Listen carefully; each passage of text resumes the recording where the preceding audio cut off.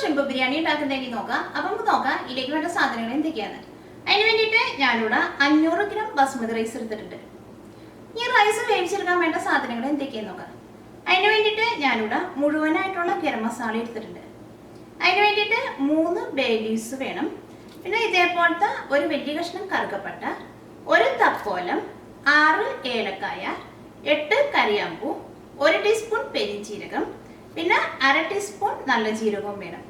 ഇതൊക്കെ റൈസ് വേവിക്കണം, വെള്ളത്തിലിട്ടിട്ട് നന്നായിട്ട് തിളപ്പിക്കണം.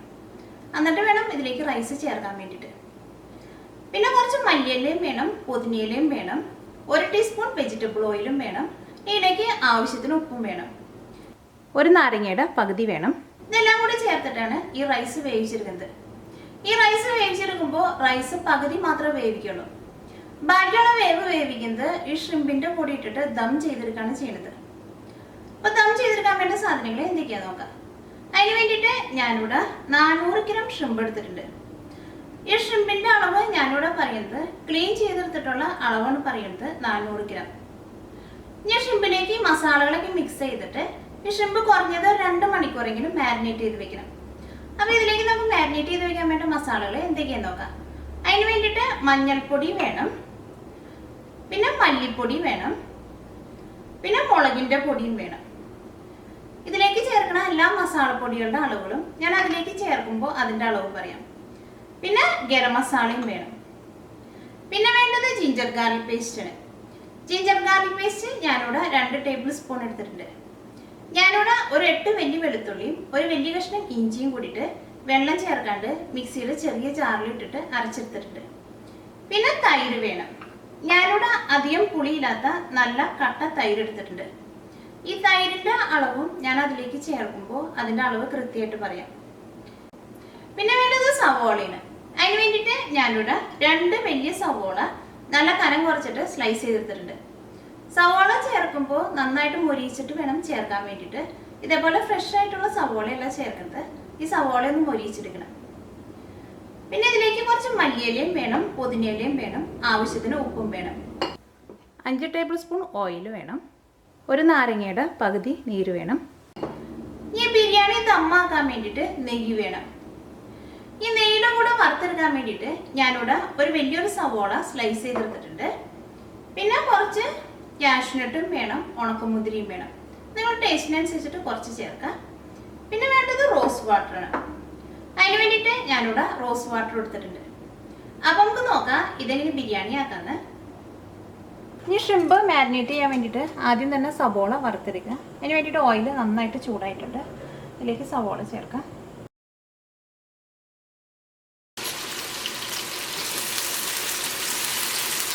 ഈ സവോള മുരിഞ്ഞിട്ട് നല്ലൊരു ഗോൾഡൻ കളറാണ്. സവോള നന്നായിട്ട് മുരിഞ്ഞിട്ട് നല്ലൊരു ഗോൾഡൻ കളറായിട്ടുണ്ട്. അത് മുരിഞ്ഞിട്ട് ഗോൾഡൻ ബ്രൗൺ ആവാൻ നിൽക്കരുത്. ഇനി ഇതിലേക്ക് ഒരു 1/4 ടീസ്പൂൺ മഞ്ഞൾപ്പൊടി ചേർക്കുക. ആ സവോള നമ്മൾ വറുത്തെടുക്കുമ്പോൾ എപ്പോഴും കുറച്ച് മഞ്ഞൾപ്പൊടി ചേർത്തിട്ടുണ്ടെങ്കിൽ ആ സവോള വറുത്തെടുക്കുമ്പോൾ നല്ലൊരു സ്മെല്ലുണ്ടാവും. ആ സവോളയ്ക്ക് ഒരു പ്രത്യേക ടേസ്റ്റ് ഉണ്ടാവും.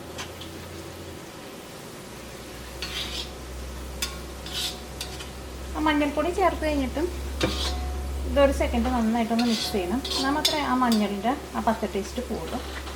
ഇനി ഇത് നമുക്ക് ഓയിലിൽ നിന്ന് എടുത്ത് മാറ്റാം. സവോള വറുത്തെടുത്തിട്ടുണ്ട്. ഇനി ഷ്രിമ്പ് മാരിനേറ്റ് ചെയ്യുക. ഇനി ഷ്രിമ്പ് മാരിനേറ്റ് ചെയ്യാൻ വേണ്ടിയിട്ട് കുറച്ച് വലിയൊരു പാത്രം എടുക്കുക. ഇതിലേക്ക് 400 ഗ്രാം ഷ്രിമ്പ് ചേർക്കുക. ആ ഷ്രിമ്പ് നിങ്ങൾ എടുക്കുമ്പോൾ നല്ല ഫ്രഷ് ഷ്രിമ്പായിരിക്കണം. ഫ്രോസൺ ഷ്രിമ്പ് വെച്ചിട്ട് ബിരിയാണി ഉണ്ടാക്കിയിട്ടുണ്ടെങ്കിൽ അത്രയ്ക്ക് ടേസ്റ്റ് ഉണ്ടാവില്ല. ഇനി ഷ്രിമ്പിലേക്ക് ആവശ്യത്തിന് ഉപ്പ് ചേർക്കുക. അത് ബിരിയാണിയൊക്കെ ഉണ്ടാക്കുമ്പോൾ റൈസിലും പിന്നെ ദം ചെയ്തെടുക്കുന്ന ഷ്രിമ്പിലൊക്കെയും കറക്റ്റായിട്ട് ഉപ്പിൻ്റെ ടേസ്റ്റ് വരണം. അപ്പോഴായിരിക്കും ബിരിയാണി കഴിക്കാൻ വേണ്ടിയിട്ട് ടേസ്റ്റ് ഉണ്ടാവുക. 1 ടീസ്പൂൺ മഞ്ഞൾപ്പൊടി ചേർക്കുക. 1.5 ടേബിൾ സ്പൂൺ മല്ലിപ്പൊടി ചേർക്കുക. മല്ലിപ്പൊടിയൊക്കെ ചേർക്കുമ്പോൾ ഫ്രഷായിട്ട് പൊടിച്ചിട്ട് ചേർക്കുക. അപ്പോഴായിരിക്കും അതിന് മല്ലിയുടെയൊക്കെ നല്ല ടേസ്റ്റ് ഉണ്ടാവുക. മുളകിൻ്റെ പൊടി ചേർക്കുക. മുളകിൻ്റെ പൊടി നിങ്ങളുടെ ടേസ്റ്റിനനുസരിച്ചിട്ട് ചേർക്കുക. ഞാൻ അതിലേക്ക് 2 ടേബിൾ സ്പൂൺ മുളക് പൊടി ചേർത്തിട്ടുണ്ട്. ഇത്രയ്ക്ക് എരിവ് വേണ്ടെങ്കിൽ മുളകിൻ്റെ പൊടി കുറച്ച് ചേർത്താൽ മതി. 1 table spoon ginger garlic paste ചേർക്കുക. ഞാനിവിടെ അധികം പുളിയില്ലാത്ത നല്ല കട്ട തൈരാണ് എടുത്തേക്കുന്നത്. 5 ടേബിൾ സ്പൂൺ നല്ല കട്ട തൈര് ചേർത്തിട്ടുണ്ട്. ഇതിലേക്ക് കുറച്ച് മല്ലിയിലയും പുതിനയിലയും ചേർക്കുക. ഒരു പിടി മല്ലിയില ചേർക്കുക. കുറച്ച് പുതിനയിലയും ചേർക്കുക. ഞാനിവിടെ ഓരോ പിടി മല്ലിയിലയും പുതിനയിലയും ചേർത്തിട്ടുണ്ട്. മല്ലിയിലയും പുതിനയിലേക്കും കുറച്ച് നന്നായിട്ട് ചേർക്കണം. അപ്പോഴായിരിക്കും ആ ബിരിയാണിയുടെ നല്ല ടേസ്റ്റ് വരാം. ഇതിലേക്ക് വറുത്ത് വെച്ചേക്കുന്ന സവോള ചേർക്കുക.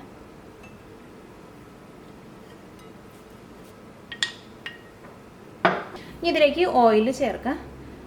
ഞാനിവിടെ ചേർക്കാൻ പോണ ഓയിൽ ഈ സവോള നമ്മൾ വറുത്തെടുത്ത ആ സെയിം ഓയിൽ തന്നെയാണ് ഇതിലേക്ക് ചേർക്കാൻ വേണ്ടിയിട്ട് പോണത്.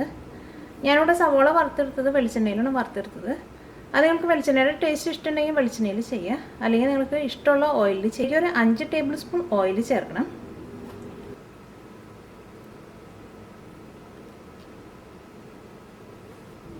ഇനി ഗരം മസാല ചേർക്കുക. ഗരം മസാല 1.5 ടേബിൾ സ്പൂൺ ചേർക്കുക. നന്നായിട്ടൊന്ന് മിക്സ് ചെയ്യുക. ഒരു നാരങ്ങയുടെ പകുതി നീര് ചേർക്കുക.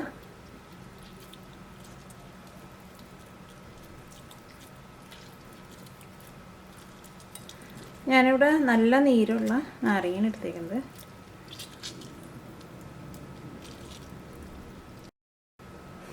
ഇതെല്ലാം കൂടിയിട്ട് നന്നായിട്ടൊന്ന് മിക്സ് ചെയ്യുക. ഇപ്പോൾ ഷ്രിമ്പിലേക്ക് മസാലകളൊക്കെ നന്നായിട്ട് മിക്സ് ആയിട്ടുണ്ട്. ഇതൊരു കുറഞ്ഞത് 2 മണിക്കൂറെങ്കിലും ഇത് മാരിനേറ്റ് ചെയ്യാൻ വേണ്ടിയിട്ട് വെക്കണം, അല്ലെങ്കിൽ ഒരു 4 മണിക്കൂർ വെക്കുക. ഈ റൈസ് വേവിച്ചെടുക്കുക. അതിന് വേണ്ടിയിട്ട് കുറച്ച് വലിയൊരു പാത്രം എടുക്കുക. ഇതിലേക്ക് വെള്ളം ചേർക്കുക. ഞാനിവിടെ ഒരു 12 കപ്പ് വെള്ളമാണ് ചേർക്കുന്നത്. വെള്ളം കുറച്ച് കൂടിയാലും കുഴപ്പമില്ല. ഈ റൈസ് വെന്ത് കഴിയുമ്പോൾ ഇതിൽ നിന്ന് വെള്ളം ഊറ്റിക്കളയും. നിങ്ങളൊരു ഏകദേശം 12 അല്ലെങ്കിൽ 13 കപ്പ് വെള്ളം എടുക്കുക. ഈ തീ ഉണക്കുക. ഇത് മൂടി വെച്ചിട്ട് വെള്ളം നന്നായിട്ട് തിളപ്പിക്കുക. വെള്ളം നന്നായിട്ട് തിളച്ച് കഴിഞ്ഞിട്ട് വേണം ഇതിലേക്ക് ഗരം മസാലയൊക്കെ ചേർക്കാൻ വേണ്ടിയിട്ട് മൂടി വയ്ക്കുക. ഇപ്പോൾ വെള്ളം നന്നായിട്ട് തിളച്ചിട്ടുണ്ട്. ഇതിലേക്ക് ആവശ്യത്തിന് ഉപ്പ് ചേർക്കുക.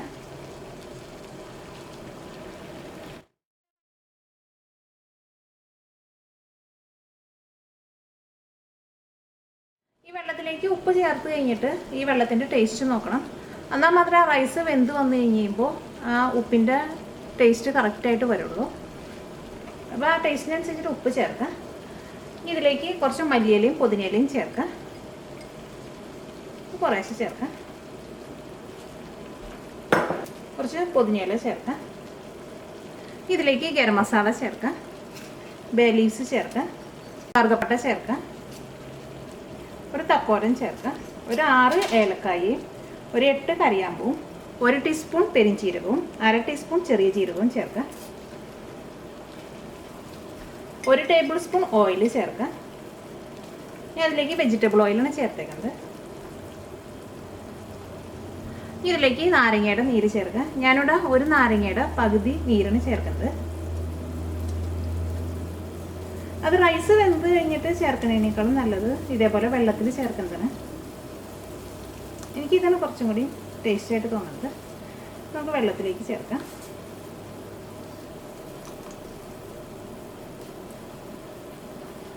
ബസ്മതി റൈസ് ചേർക്കുക. റൈസ് ചേർക്കുമ്പോൾ നന്നായിട്ട് കഴുകിയിട്ട് വേണം ചേർക്കാൻ വേണ്ടിയിട്ട്. റൈസ് വേവിച്ചെടുക്കുക. ഈ റൈസ് വേവിച്ചെടുക്കുമ്പോൾ പകുതി മാത്രം വെന്താൽ മതി. അപ്പോൾ ഇത് മൂടി വയ്ക്കുക. ഇത് നന്നായിട്ട് തിളച്ച് കഴിയുമ്പോൾ തീയൊന്ന് പതുക്കെ കുറച്ചിട്ടിട്ട് വേവിച്ചെടുക്കുക. ഇപ്പം റൈസ് പകുതി വെന്തിട്ടുണ്ട്. റൈസ് പകുതി വെന്തിട്ടുണ്ടോയെന്ന് എങ്ങനെയാണ് അറിയാമെന്ന് വെച്ചിട്ടുണ്ടെങ്കിൽ നിങ്ങൾ റൈസ് എടുത്തിട്ട് ഇത് കയ്യിൽ വെച്ചിട്ട് ഇങ്ങനെ പതുക്കെ ഒന്ന് അമർത്തുക. അത് അമർത്തുമ്പോൾ ഇങ്ങനെ രണ്ടായിട്ട് ഇങ്ങനെ ഒടിയണം റൈസ്. കുറച്ചുകൂടി കഴിഞ്ഞിട്ടുണ്ടെങ്കിൽ റൈസ് ഫുള്ളായിട്ട് വെന്ത് പോകും. അപ്പോൾ റൈസ് നന്നായിട്ട് കുക്കാവരുത്. ഇനി ഇതിൽ നിന്ന് വെള്ളം ഊറ്റിക്കളയുക. നമ്മൾ ചോറിൽ നിന്നൊക്കെ വെള്ളം മാറ്റിക്കളയണ പോലെ ഇതിൽ നിന്ന് വെള്ളം മാറ്റിക്കളയണം. ഇപ്പോൾ റൈസിൽ നിന്ന് വെള്ളം ഊറ്റിക്കളഞ്ഞിട്ടുണ്ട്.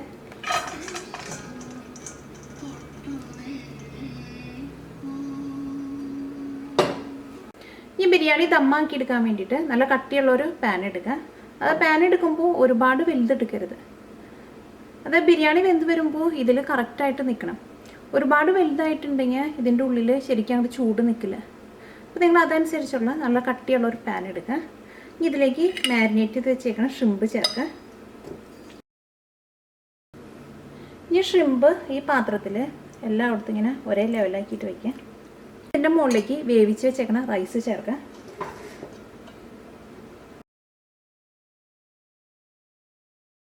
മുകളിലേക്ക് കുറച്ച് റോസ് വാട്ടറും തെളിച്ചു കൊടുക്കുക. ഞാൻ അതിലേക്ക് 1 ടേബിൾ സ്പൂൺ റോസ് വാട്ടറാണ് തെളിച്ചു കൊടുക്കുന്നത്.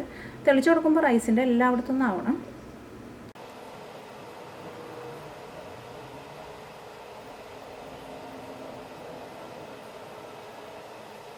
ഇതിൻ്റെ മുകളിലേക്ക് കുറച്ച് മല്ലിയിലയും പുതിനയിലയും ചേർക്കുക.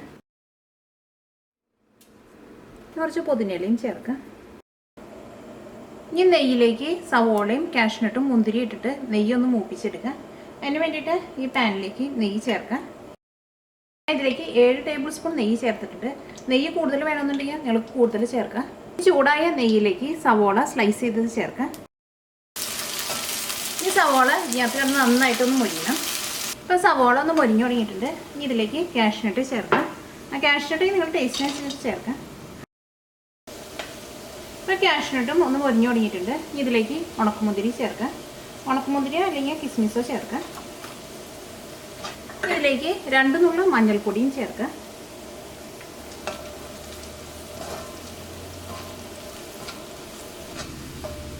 ഇത് ചൂടോടുകൂടി തന്നെ ആ റൈസിൻ്റെ മുകളിലേക്ക് ഒഴിക്കുക. ഈ സവോളയും കാഷ്നട്ടും മാത്രമല്ല ചേർക്കേണ്ടത്, ഇതിനകത്തുള്ള നെയ്യും കൂടിയിട്ട് ഇതിനകത്ത് ചേർക്കണം. ഞാൻ ഈ ദമ്മാക്കാൻ വേണ്ടിയിട്ട് വയ്ക്കുക. അതിന് വേണ്ടിയിട്ട് നമ്മൾ എടുക്കണ ഈ പാത്രത്തിന് കറക്റ്റായിട്ട് പാകാവണ അടപ്പ് വേണം. അത് മൂടി വയ്ക്കാൻ വേണ്ടിയിട്ട് ഏറ്റവും ആദ്യം ഇതേപോലെ ഒരു ഫോയിൽ പേപ്പർ വെച്ചിട്ട് നന്നായിട്ടൊന്ന് കവർ ചെയ്യുക.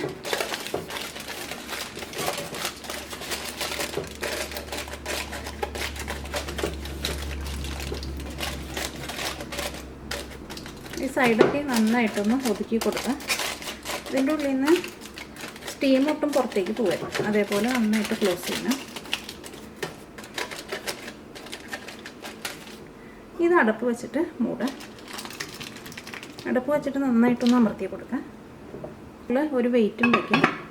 അപ്പോൾ ഇത് നല്ല ടൈറ്റായിട്ടിരിക്കും. ഈ ബിരിയാണി ദമ്മാക്കാൻ വേണ്ടിയിട്ട് പോവാണ്.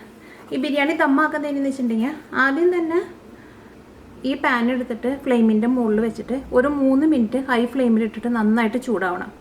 ഒരു 3 മിനിറ്റ് കഴിയുമ്പോഴേക്കും ഈ പാത്രം നന്നായിട്ട് ചൂടായിട്ടുണ്ടാവും. അങ്ങനെ പാത്രം നന്നായിട്ട് ചൂടായി കഴിയുമ്പോൾ വേറെ ഒരു പാൻ വെച്ചിട്ട് ആ പാൻ നന്നായിട്ട് ചൂടാക്കണം. ആ പാൻ്റെ മുകളിലേക്ക് ഈ ദം ചെയ്യണ ഈ പാത്രം കയറ്റി വെക്കണം.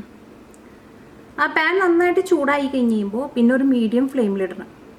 ഈ പാത്രം ഒരു ഹൈ ഫ്ലെയിമിൽ വെച്ചിട്ട് ഒരു 3 മിനിറ്റ് വെച്ച് നന്നായിട്ടൊന്ന് ചൂടാക്കുക. നമുക്ക് തീ ഓണാക്കുക. ഹൈ ഫ്ലെയിമിലിടുക. ഒരു 3 മിനിറ്റ് കഴിയുമ്പോഴേക്കും ഈ പാത്രത്തിൻ്റെ സൈഡൊക്കെ നന്നായിട്ട് ചൂടായിട്ടുണ്ടാവും. അത് നിങ്ങളുടെ ചെറിയ ബർണറാണെങ്കിൽ കുറച്ച് സമയം കൂടുതലെടുക്കും. ആ പാത്രത്തിൻ്റെ സൈഡൊക്കെ നന്നായിട്ടൊന്ന് ചൂടാവണം. ചൂടാവുമ്പോഴേക്കും മറ്റേ അടുപ്പത്ത് വേറെ ഒരു പരന്നിട്ടുള്ള ഒരു പാൻ വെച്ചിട്ട് ചൂടാക്കുക. ഈ പാനും നന്നായിട്ട് ചൂടാവണം. ഈ പാൻ ഒരു 3 മിനിറ്റ് വെച്ച് നന്നായിട്ട് ചൂടായിട്ടുണ്ട്. ഇതിൻ്റെ അടപ്പൻ്റെ മുകളിലേക്ക് ചെറുതായിട്ട് ഇങ്ങനെ ചൂട് വന്നിട്ടുണ്ട്. ഈ ഇപ്പുറത്തെ സൈഡിൽ വെച്ചേക്കണ ഈ പാനും നന്നായിട്ട് ചൂടായിട്ടുണ്ട്. ഇനി ഇതെടുത്തിട്ട് ഈ പാനിൻ്റെ മുകളിലേക്ക് വയ്ക്കുക.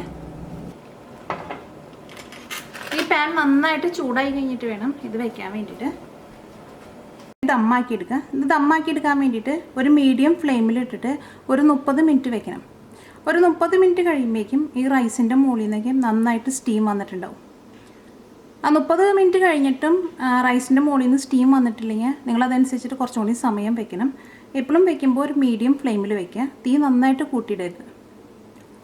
ഇപ്പോൾ ബിരിയാണി ദമ്മാക്കാൻ വെച്ചിട്ട് 30 മിനിറ്റ് കഴിഞ്ഞു. നമുക്കൊന്ന് തുറന്നു നോക്കാം.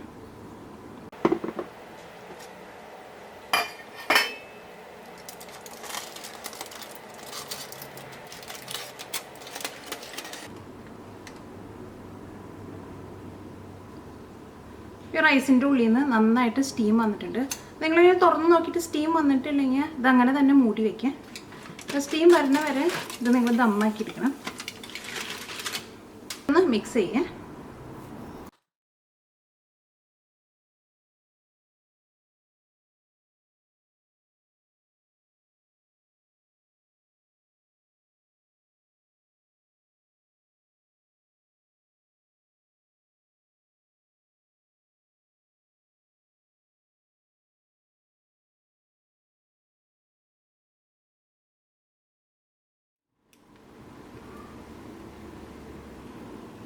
ഇതിനകത്ത് ഷ്രിമ്പൊക്കെ നന്നായിട്ട് കുക്കായിട്ടുണ്ട്.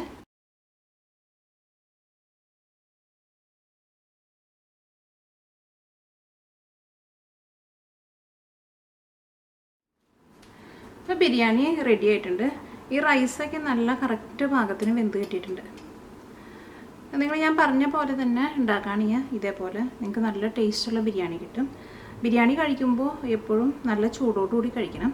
ഇത് ഉണ്ടാക്കിയെടുക്കാനും നല്ല എളുപ്പമാണ്.